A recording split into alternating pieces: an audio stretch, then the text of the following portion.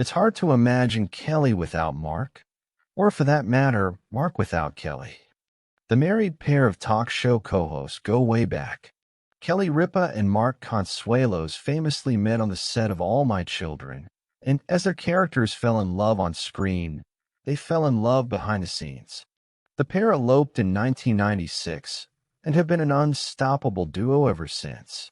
But in a new interview, Consuelos revealed that the marriage almost didn't happen. In fact, he actually broke up with Ripa just 1 week before they tied the knot. If you would have asked me a week before I got married and said, "When do you think you're going to get married?" I would be like, "I don't know, maybe never, or 10 years or 15 years from now." And I was 25 years old, Consuelos revealed while appearing on the September 15th episode of the Skinny Confidential podcast. He went on to tell the funny story of how they had broken up a week before eloping. "I broke up with her because I was dumb, and it was the most agonizing week of my life, and I just knew I never wanted to feel like that," he recalled, explaining that he instantly regretted the decision. "I've never felt like that in my life." He then explained that Ripa refused to take his calls. Luckily, they were forced back together by circumstance. As they co-starred in All My Children, they found themselves doing press together. "We get there that day, and you asked me, what did she do?" "She looked amazing," said Consuelos. "And I was like, oh man, she looks so good. Boy, did I screw up." They did the press segment, and eventually, Consuelos managed to catch Ripa alone during a cigarette break.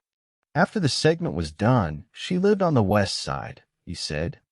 "I followed her and begged her to take a walk with me through Central Park." He went on, "And she really didn't want to, but I was convincing, and so she did. And then we ended up back at my place. I lived downtown, and I asked her to marry me. At first, Ripa didn't take him seriously. She said, 'Ask me when you're serious,'" he recalled. And I said, "I am dead serious. We have a day off work tomorrow. Let's fly to Vegas and get married." They say the most decisive moments in life are often disguised as ordinary days. For Mark Consuelos and Kelly Ripa, one of those ordinary days sat on the doorstep of a decision that could have unraveled everything. It is easy now, with decades of marriage and shared stages behind them, to imagine their relationship as inevitable, a pair of actors whose private and professional lives braided into a single smooth narrative. But the truth has texture and edges. A week before their 1996 wedding they had, in a way, unraveled. Mark remembered the week as an ache he had never felt before. That kind of remembrance simplifies memory into a single clean strain. The night, the words, the silence after. He was 25, brash enough to call his choices decisive, and childish enough to mistake fear for clarity. The breakup was born equally from vanity and panic, a stubborn conviction that marriage would trap him, that the future might demand sacrifices he was not ready to make. When he said the words that split them, he did not understand how permanent a moment could feel. His certainty dissolved almost immediately into regret.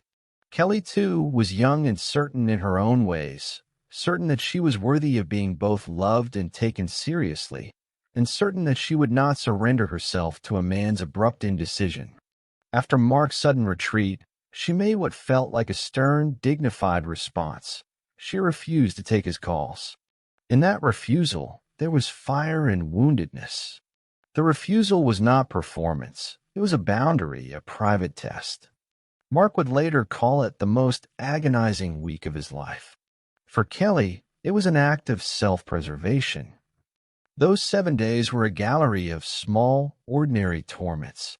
They ran into each other on set, television's curious world that forces actors into shared light even when their private weather is stormy. Press interviews, wardrobe fittings, lunches under fluorescent lights. The mechanics of daily work pressed them into each other like two stubborn gears in an old clock. There was no grand, cinematic reunion immediately. Rather, it was a stubborn, gradual collision. Mark watched Kelly across roomfuls of people, and each glance felt like a small knife. Each smile she offered to cameras felt like a refusal of the intimacy he sought. On one of those days, they were sent to do press together. The cameras, the microphones, the practiced levity of public appearances created an unbearable dissonance. Their faces practiced harmony, while their private lives clattered with debris. Kelly walked into the room looking like someone who had decided she would not be less than herself for anyone, poised, luminous, and with the unmistakable posture of someone who had learned how to protect her heart. For Mark, seeing her that day was like being shoved back into the truth of what he had done.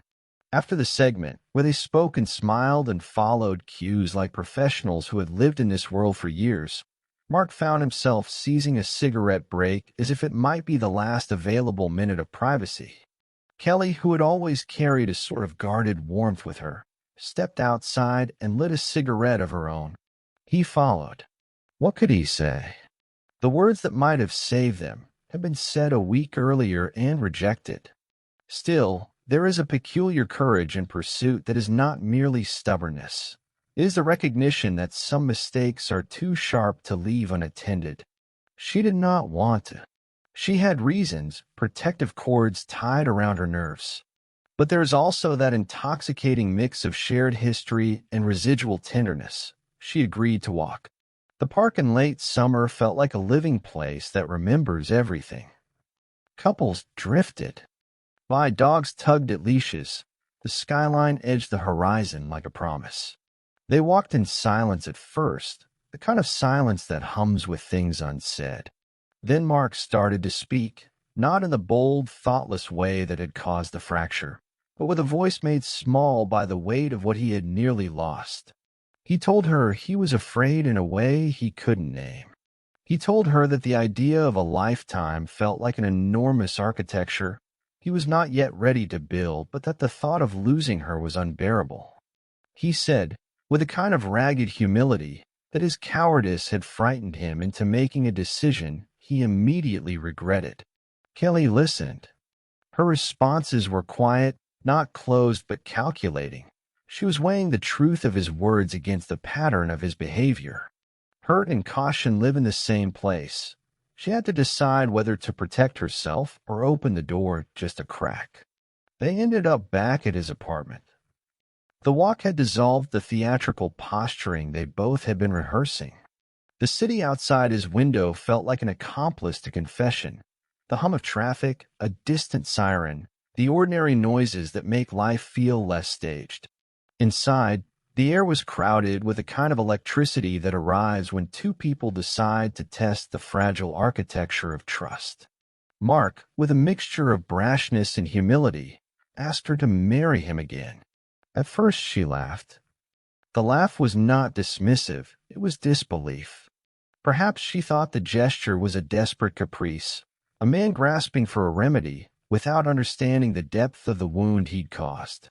Ask me when you're serious, she said, half teasing, half challenging. There was that familiar sharpness even in softness, a demand for authenticity. He said he was serious. He said they had a day off work tomorrow and proposed they fly to Las Vegas and get married. It was impulsive, reckless, and also oddly fitting for two people who made a living inside constructed moments. They agreed. Two impulsive young people decided to step into the ridiculousness and intimacy of a courthouse marriage, to make a public vow in a city famous for quick promises and bright lights. The trip to Las Vegas has the aura of myth now. It feels like one of those stories where time folds and ordinary laws bend for the purpose of memory. They were both actors who had learned how to make small theater out of everyday life. In a way, the vow they made in that small chapel, perhaps a room with cheap flowers and a nervous officiant, was not just a promise between two people but a daring exclamation. We will choose this, even when we are afraid. After the marriage in Las Vegas, they celebrated in the only way people in show business know how to celebrate something private, by making it quietly public enough to live with. They returned to their lives with a secret and not a secret at once, married on a whim but committed in intent. The week that had preceded the wedding, the fracture and the rapid repair, became the seed of something else, a testament, in a strange way, to both their fallibility and their capacity for grace. Time has a way of making stories ring truer. In the years since, both Kelly and Mark